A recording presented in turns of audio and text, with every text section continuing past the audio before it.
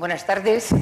Quería agradecer a la Fundación y a su directora, Félix González, el invitarme a este acto. Gracias a ustedes por estar aquí. Y como ha dicho el director de la Fundación, si hay algo que ha hecho cambiar el mundo en el siglo XX y si hay algo que seguirá haciéndolo cambiar en el siglo XXI, será la incorporación, o mejor dicho todavía, el protagonismo de las mujeres en todas las áreas de decisión y de la vida política y económica, en todo lo que tenga que ver con la vida cotidiana de las personas.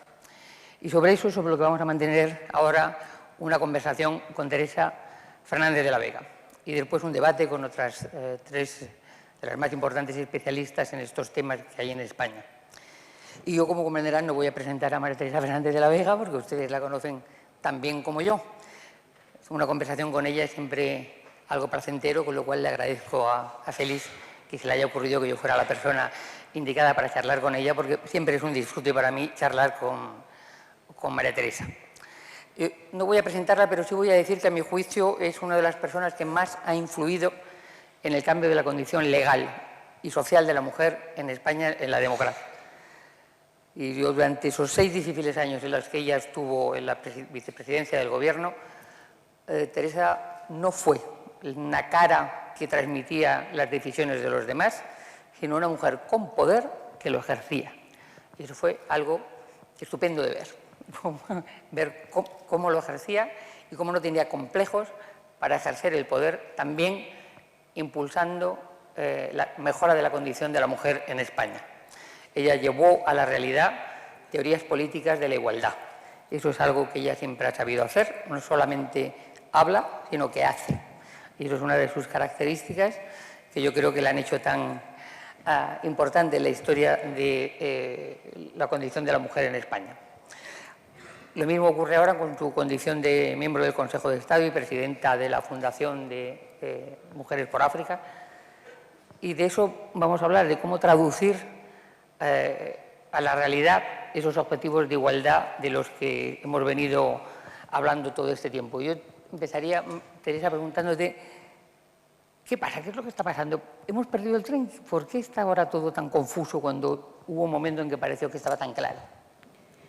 Bueno, yo creo que efectivamente estamos viviendo un momento concreto, complicado, en donde efectivamente hay la crisis económica reciente, la que se produjo en el año 2008, que venimos arrastrando, ha generado en la sociedad una incertidumbre que ha hecho desaparecer el discurso político, porque fundamentalmente ha habido un predominio de las consecuencias, las causas derivadas de esa crisis económica, que es una crisis que empezó con un problema en el ámbito de lo privado y se trasladó a lo público, haciendo además que fuese el ámbito de lo público, el ámbito de la política, quien sacase adelante la situación que se había generado.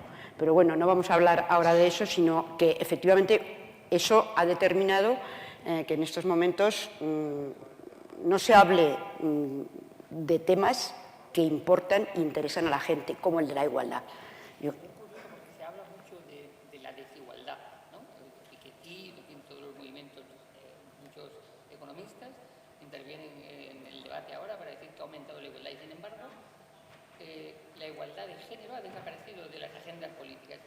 Y muy notoriamente de los partidos emergentes, que no hablan para nada de igualdad de género. Sí, yo creo que ese es uno de los problemas que determina que no se hable de igualdad, es que la igualdad ha dejado de estar en la agenda política. Pero no es un tema que sea de los partidos emergentes o de los partidos clásicos, es un tema a nivel global.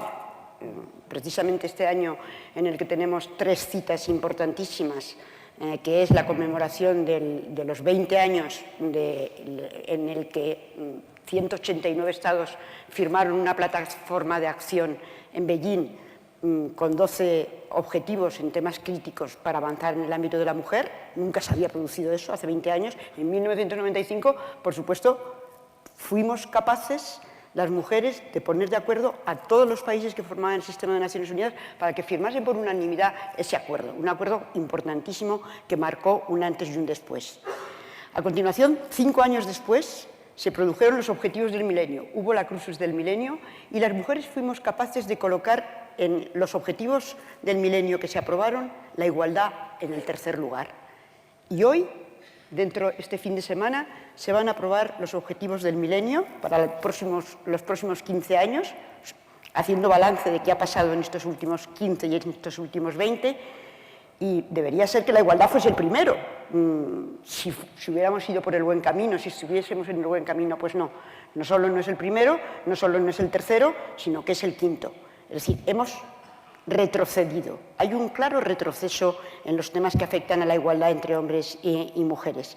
Y efectivamente eso es una cosa gravísima, no porque hayamos avanzado y se haya invertido tanto en los últimos años en igualdad que ya no sea necesario seguir invirtiendo en igualdad, porque la verdad es que el balance de los 20 años después de lo del 95 no es muy bueno. Y hoy la situación... Ese balance sí que ha permitido demostrar que cuando avanza la mujer, la sociedad mejora. La sociedad, claramente.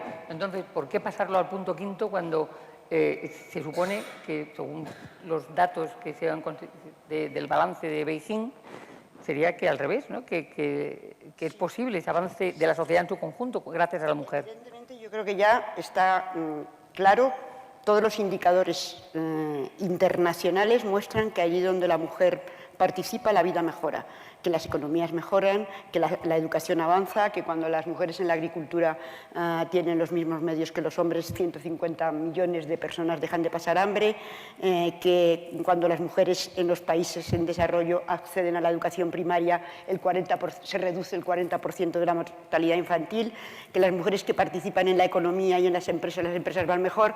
Es decir, es evidente que es así. Pero lo que nos tenemos que preguntar es que si eso es así, ¿por qué no seguimos avanzando en esa vía? ¿Queremos cambiar el mundo? ¿Queremos mejorarlo? Si queremos mejorar el mundo, evidentemente hay que hablar de igualdad entre hombres y mujeres, porque estamos muy lejos todavía de conseguir esa igualdad real. Es más, yo creo que en estos últimos años, derivados de la crisis, nos hemos llevado por delante, como consecuencia de las políticas de austeridad, muchos de los logros que habíamos alcanzado en el primer mundo. No hay más que leer el informe del Lobby de Mujeres Europeo, en donde pone de manifiesto que la crisis afecta a los más vulnerables y que las mujeres todavía seguimos estando entre los más vulnerables. Y que hoy el resultado es que nos dicen que para conseguir, por ejemplo, que una mujer cobre el mismo salario que un hombre, si seguimos al ritmo actual, harían falta casi un siglo, 80 años. Que para conseguir la paridad en el lugar de trabajo harían falta otros 80 años, que para conseguir la equidad, es decir, la participación en iguales proporciones en la toma de decisión de hombres y mujeres, 30 años. Es decir, que vamos, que el panorama es desolador. Si vamos al ritmo al que vamos, al que hemos ido, e incluso al ritmo que hemos ido hemos avanzado mucho, pero no podemos seguir al mismo ritmo. ¿Y cómo se puede conseguir que en el siglo XXI? Porque es verdad, las cosas en el siglo XXI tienen que ir más rápido, no puede ir tan lento como ha ido, se ha progresado, pero es verdad que ha ido lento. Se ha progresado, pero ha ido lento. Y entonces no es concebible que ahora nos digan, bueno, es que como no hemos llegado hasta aquí, si seguimos avanzando al mismo ritmo, vamos a tardar un siglo en conseguir la igualdad, cuando la igualdad demuestra que mejora la vida de la gente, que mejora la vida de las sociedades, que la gente es mejor, que se reduce el hambre, que se reduce la pobreza. Todo eso está demostrado. Bueno, pues a pesar de todo eso, no sé, los jefes de Estado y de Gobierno del mundo se van a reunir pasado mañana y yo les diría, el primer objetivo es la igualdad de género, antes incluso que poner el de la pobreza y el del hambre, que es importantísimo. ¿Por qué? Porque el porcentaje mayor de pobres son mujeres, porque el porcentaje mayor de gente que pasa hambre son mujeres, porque el porcentaje mayor de discriminadas en el acceso a la escolarización son las niñas, porque 800 mujeres al día mueren en el mundo por razones de no estar atendidas en el parto. Y luego, además... Entonces, ¿por qué no ponemos la igualdad al primero? Porque si todos los jefes de Estado pasado mañana que deberían, si realmente quisiesen que las cosas cambiasen y no quisiesen quedarse donde están para seguir ellos siendo jefes de Estado y que no se mueva nada, porque es que no hay otra explicación, lo lógico sería, con todos los datos, desde un punto de vista científico, desde un punto de vista político, que el primer objetivo de la comunidad internacional para los próximos 15 años es alcanzar la igualdad real, no la formal, la igualdad real entre hombres y mujeres. ¿Por qué no solo no lo hacen, sino que retrocedemos a 5 puestos, a 2 puestos? Vamos para atrás, ya no importa tanto. Bueno, pues porque las cosas no van bien. Porque, evidentemente, en estos momentos en donde sigue, yo creo que dominando una situación de los intereses de un modelo neoliberal y de una globalización económica en el que no es tiempo bueno para hablar de universalidad, para hablar de igualdad. ¿Por qué? Porque ese modelo fractura, porque ese modelo sí que crea esa desigualdad en la que sí que se habla. Se habla de la desigualdad social, se habla que en estos últimos tiempos se ha generado una brecha de desigualdad tan grande que nunca, desde luego en Europa, hubiéramos pensado que íbamos a retroceder a niveles de la Segunda Guerra Mundial, ¿no? Y muy cerquita aquí de la Segunda Guerra Mundial, en donde hubo que hacer un pacto entre el capital y el trabajo para que se pudiera crecer. Bueno, pues eso, ahora, en estos momentos, el 1% de la población mundial acumula el 40% de la riqueza y de los activos. El 40% de la mitad inferior posee el 1% de todos esos activos. O sea, la brecha de la desigualdad es tremenda. Pero dentro de esa desigualdad, quien más padece la desigualdad son las mujeres. Y, por tanto, si se avanza en los temas de las mujeres, desde luego se va a avanzar.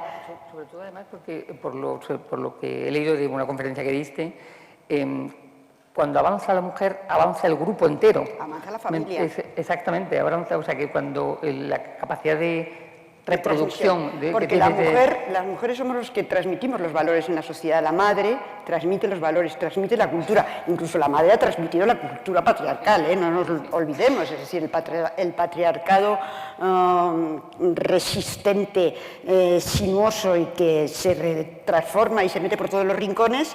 Al final, los valores de ese patriarcado lo generan los hombres, es un modelo que les ha dado muy buen resultado para dominar, pero quien lo transmite es la madre. Pero también la madre transmite los valores positivos.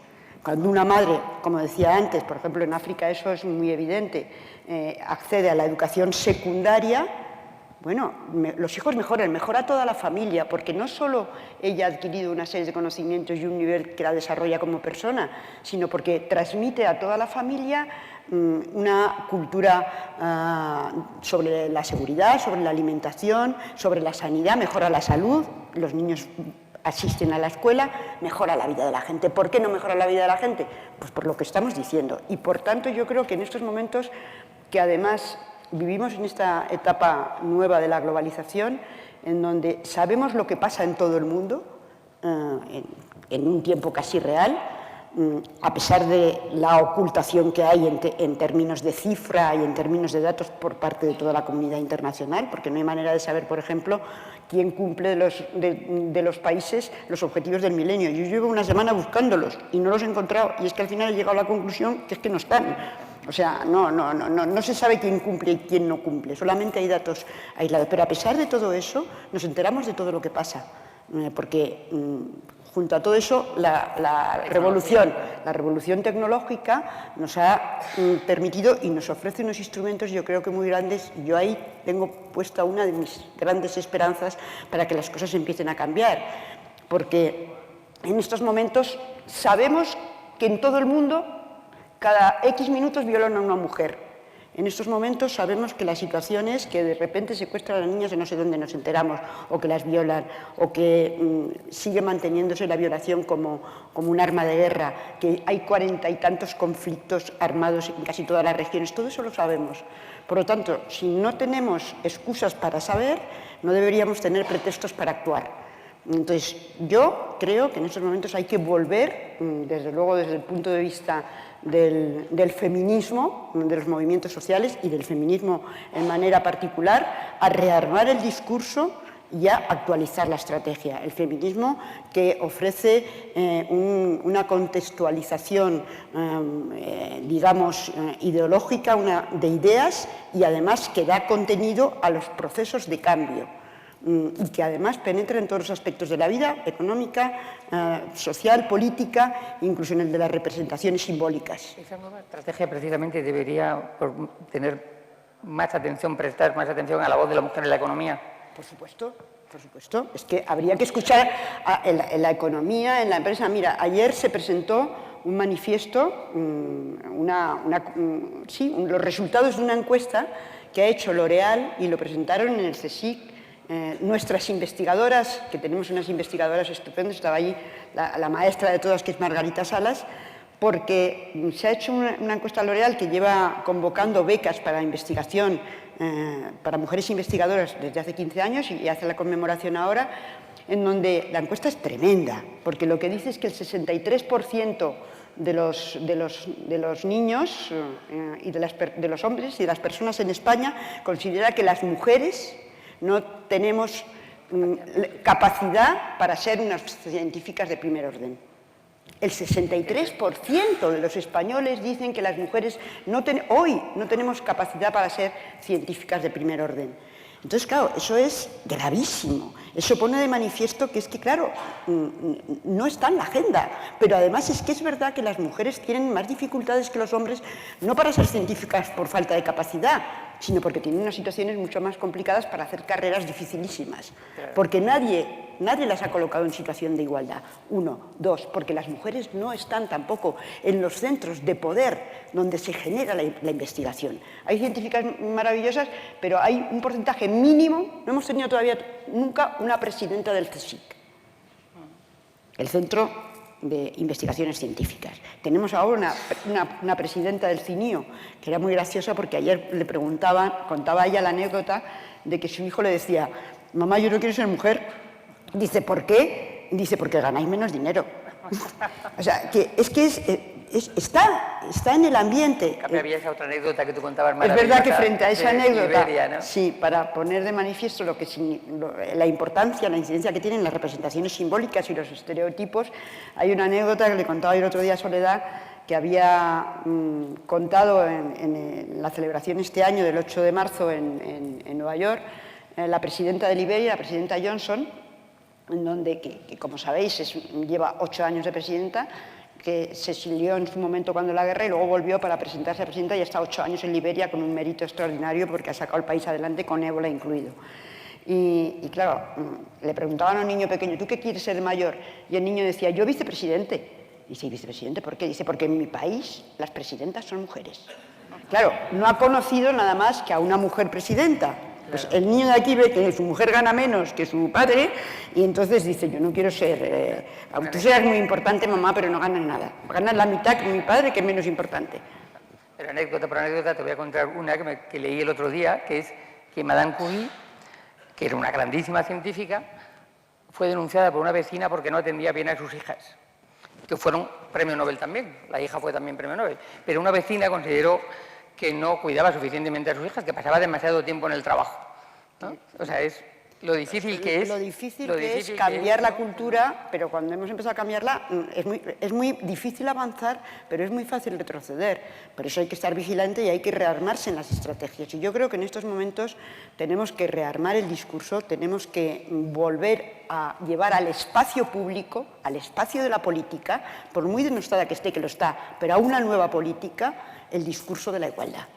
Hay que volver a traerle el discurso de la igualdad, hay que volver a hablar de los temas que importan a la gente, porque los temas que importan a la gente son los temas que, en general, de los que hablamos las mujeres. Los temas que importan a la gente son la salud, son la enfermedad, es el trabajo, es la casa, son los niños, son los colegios. Bueno, por esos temas hay que hablar, porque hay que llevar los temas que preocupan a la gente a la primera línea de la política. Y eso lo sabemos hacer mucho mejor las mujeres que nadie. ¿Por qué? Porque las mujeres nos hemos ocupado toda la vida de todos esos temas.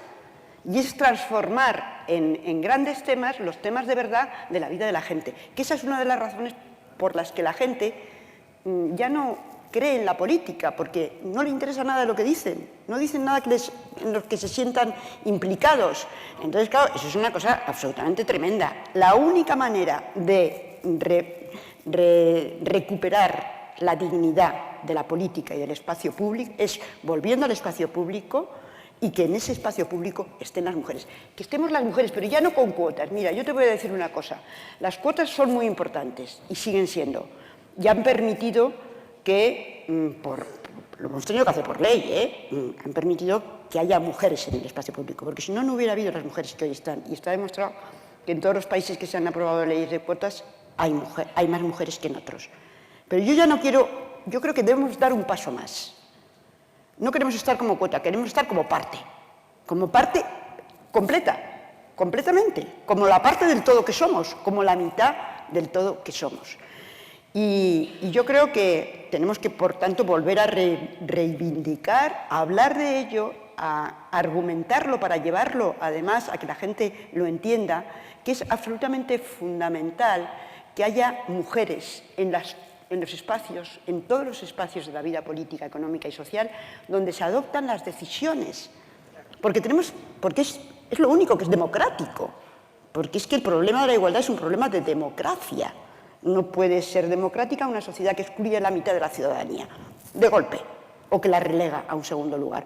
Por lo tanto, hay que volver a estar en las tomas de decisión. Pero te diré, hay que estar en las tomas de decisión, en los espacios de las tomas de decisión, y eso es importante, pero no solo es importante eso. Hay que revisar las reglas mediante las cuales las mujeres están en la toma de decisión. Porque la cuota ha funcionado, pero la han administrado los hombres. Y están las mujeres que ellos eligen, porque son los que en estos momentos todavía dominan en los partidos políticos y en los grandes centros. Todas las cuotas al final se administran por los hombres. Y siempre vemos que la renovación en los partidos siempre se hace por las mujeres, no sé por qué. Siempre las jóvenes de los partidos nunca llegan, las últimas jóvenes cuando aprenden nunca llegan a consolidar su posición, porque la renuevan al año siguiente. ¿Por qué no te vuelves a presentar? ¿Quién? No. Bueno, entonces, yo creo que hay que estar en ese espacio público, porque además hay que estar y hay que reformular las formas de participación en ese espacio público. Por lo tanto, no hay que abordarlo solo desde el punto de vista numérico. Más número de mujeres en el espacio público no garantiza necesariamente que los temas que importan y afectan a las mujeres estén dentro de la agenda política. Claro, eso te puede decir exactamente, lo ves en los medios de comunicación, porque ¿dónde no están las mujeres? Donde se hacen los editoriales.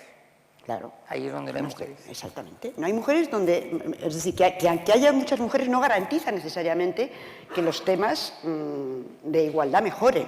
Por lo tanto, yo creo que hay que trabajar en estos momentos en un liderazgo transformador, en un liderazgo que innove, que aporte una nueva visión de los temas. Einstein decía, no podemos solucionar los problemas con el mismo pensamiento con el que los hemos creado. Bueno, pues tenemos unos problemones enormes, pero no vamos a solucionarlo con los mismos, vamos a cambiar, vamos a innovar, eso que está ahora tan de moda. ¿Pero qué es innovar? Porque todo el mundo habla de innovación y luego a la hora de concretar empiezan las dificultades. Pues para innovar hay que empezar a ver las cosas desde el ángulo desde donde no se ha enfocado. Tienes que tener una estrategia de pensamiento de cambio para poder poner la luz, el foco, sobre el problema de una manera distinta, para ver si ahí encuentras soluciones alternativas. Y sabiendo que la mujer es precisamente factor de ese cambio. Exactamente, que es el elemento fundamental del cambio.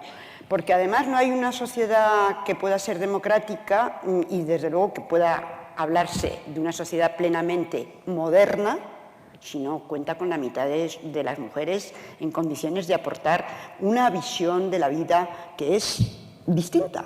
Porque somos iguales pero somos distintos. Y, por tanto, es muy importante escuchar a la mitad igual, un poco más de la mitad, a la mitad igual, pero iguales, pero diferentes. Y además es que eso es así, ¿no?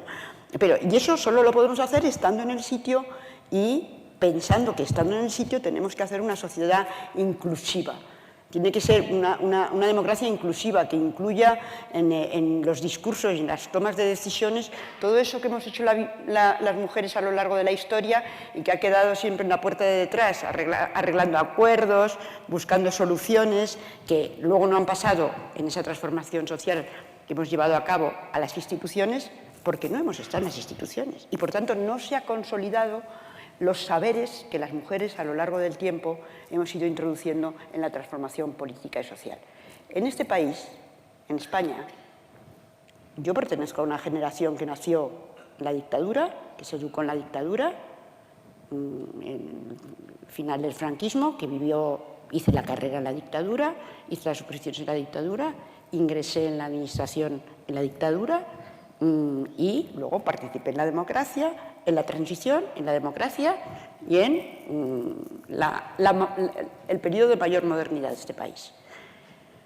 Bueno, pues me parece que alguna experiencia podemos tener. Y puedo decir, yo creo que además no solo lo digo yo, sino que lo dice mucha gente, que el elemento de mayor modernidad que ha tenido España ha sido la incorporación de las mujeres a la vida política, económica y social. Porque hemos cambiado la vida de la gente, porque hemos cambiado la forma de las familias, porque hemos cambiado, cuando estamos en el trabajo, las formas de trabajar, porque la judicatura ya no tiene la misma composición, porque la administración tampoco la tiene. Y todavía tenemos muchos retos, y eso, que todavía tenemos muchos retos. Pero lo que hoy somos, en cuanto a modernidad se refiere, el factor que ha aportado más han sido las mujeres. Sin embargo, hay una cosa en la que parece que no somos, que si miras los objetivos de Beijing, pues han conseguido algunas cosas, hay más niñas escolarizadas en todo el mundo, tienen un poco más acceso a la sanidad, en fin, ha mejorado sustancialmente muchas cosas. Sin embargo, el tema de la violencia es un tema que retrocede en España, pero que tampoco avanza en el resto del mundo, ¿no? O sea, que aquí habíamos conseguido unos niveles por lo menos de visibilidad grandes, y ahora eso también está como más retrocediendo, pero en el mundo tampoco parece que exista una conciencia de que eso es un problema de derechos humanos, que no puede ser que Es un tema de derechos humanos y es un tema de democracia, y es un tema que para mí, desde luego, es la manifestación, la expresión más trágica, luctuosa, indigna y humillante de la desigualdad. La más. Pero es una violencia distinta a todas las demás.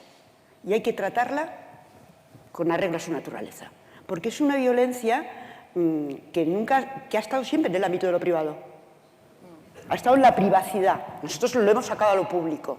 Pero desde la privacidad nunca se ha concebido esa violencia como una violencia que atentaba a lo colectivo. No, era un tema privado y por tanto había que arreglarlo en lo privado. No era una violencia como cualquier otro tipo de violencia, todo el resto de la violencia es una violencia que se da en el espacio público y la historia de la civilización pasa por la pacificación en el espacio público o la erradicación en el espacio público de la violencia. La historia de la civilización es la erradicación en el espacio público de la violencia. Pero como la violencia contra las mujeres está en lo privado, pues nunca se ha considerado un problema de todos. Y no es que sea un problema de todos, es que es un problema del modelo. Y por tanto, mientras no cambiemos el modelo, va a ser muy difícil que logremos superar el tema de la violencia. Es un tema que hay que combatir con todas las armas, con la educación, con los símbolos, con las discusiones, con la presencia de las mujeres, con la denuncia, con los jueces. Una política global para poder abordar un tema que pertenece a un modelo que durante siglos ha hecho de lo masculino el valor de dominación preponderante y que todavía persiste y pervive.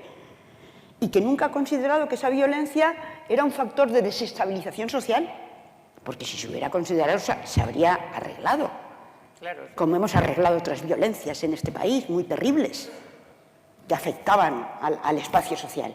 Esta no. La hemos llevado al espacio social, pero ahora ha vuelto otra vez, no solo aquí, sino en todo el mundo, a desaparecer un poco del espacio social.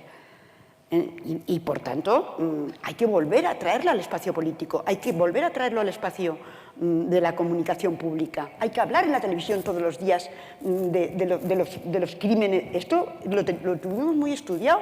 Aquí hay una persona que va a intervenir luego, Inmaculada, que sabe mucho de eso, porque fue además en su momento la que presidió el Observatorio contra la Violencia.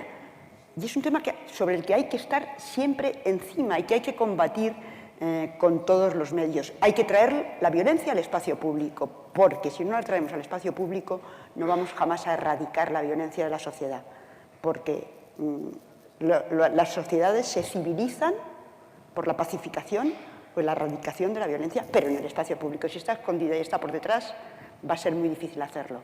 Y yo creo que hoy se habla poco de mujeres, se habla poco de igualdad, no se habla de política, no se habla de violencia. Bueno, son temas no agradables, son temas muy duros, son muy difíciles, pero es muy importante concienciar, trasladar yo creo que aquí se dieron pasos muy importantes, que además pero hay que seguir, hay que seguir. En el momento en que te relajas, vuelve otra vez, porque además la situación global empeora, el modelo empeora, la situación de la mujer empeora y la violencia aumenta. Pero si es que es claramente así de claro. Es decir, la violencia de género no tiene nada que ver con el resto de las violencias. Es una violencia que surge de una dominación secular. Y mientras no acabemos con esa dominación y no logremos la igualdad, difícilmente vamos a llegar. Tenemos que llegar a las convicciones, a las representaciones simbólicas, a la educación. Bueno, la educación es un enorme problema en estos momentos. Yo creo que el tema de la educación es uno de los temas más preocupantes también, que junto con el de la desigualdad. Por el modelo, eso ya está analizado, lo están analizando mucho las mujeres, porque el neoliberalismo te lleva a un modelo de educación no para educar ciudadanos libres, que es el primer presupuesto absolutamente básico y necesario para que las democracias funcionen. Deben ser libres y capaces. No, pero ahora son todo lo que son capaces, tienen que ser capaces, y además quienes diseñan o contribuyen mucho a diseñar, que está bien que contribuyan, pero no solamente los currículums, ya las empresas, para ver los puestos de trabajo que se necesitan. Y como es verdad que tenemos un nivel de desempleo muy grande, desgraciadamente, no aquí, a nivel de todo el mundo, se está yendo a un modelo de educación que ya han denunciado, pues Martha Nussbaum, la filósofa americana, que hizo además esa exposición tan brillante de su teoría de las capacidades con el economista Amartya Sen. Lo explica muy claro. Dice, es que tenemos que hacer de nuevo la revolución en el ámbito de la educación para volver a llevar a la convicción de que no habrá sociedad pacífica, no habrá sociedad democrática, mientras no haya una educación que tiene que garantizar a todo el mundo no solo su universalidad, sino su calidad y, desde luego, el que todos los niños sepan lo que es ser un hombre, como decían los griegos, un hombre bueno, lo que es un hombre libre, lo que es un hombre sabio. Yo creo que seguiré hablando contigo durante toda la tarde, pero me temo que no nos van a dejar. O sea que ahora un plantel no va a quedar más remedio fantástico. Que aplazar la conversación para seguir en otro momento. Muchísimas gracias, Teresa, y muchísimas gracias por acabar con ese llamamiento a que no nos dejemos empujar hacia atrás. Vamos a ganar la batalla. Sí, pero yo estoy convencida, va a costar muchísimo. Pero yo creo que en estos momentos tenemos, si me permites, una cosa muy importante que la he apuntado antes. Aparte de la esperanza, yo tengo la absoluta convicción de que si utilizamos y volvemos a retomar las mujeres el discurso de la universalidad y de los derechos humanos, vamos a poder, en el reconocimiento de todas las situaciones que pasan a todas las mujeres del mundo, vamos a poder, nunca habíamos estado más cerca las mujeres, ni más unidas ni con una agenda más común. Eso es lo que asusta. Y como asusta, vamos para atrás. Pero yo creo que hay que generar ese proceso que las tecnologías nos ayudan de identificación con cualquier cosa que le pase a una mujer me puede pasar a mí. Para hacer ese reconocimiento en la identificación y ir a esa civilización empática de la que habla Rifkin, que nos va a llevar a que en el momento que todas estemos de acuerdo que esto no puede ser, pues se acabará. Y se va a acabar. Muchas gracias, Teresa. Gracias a ti.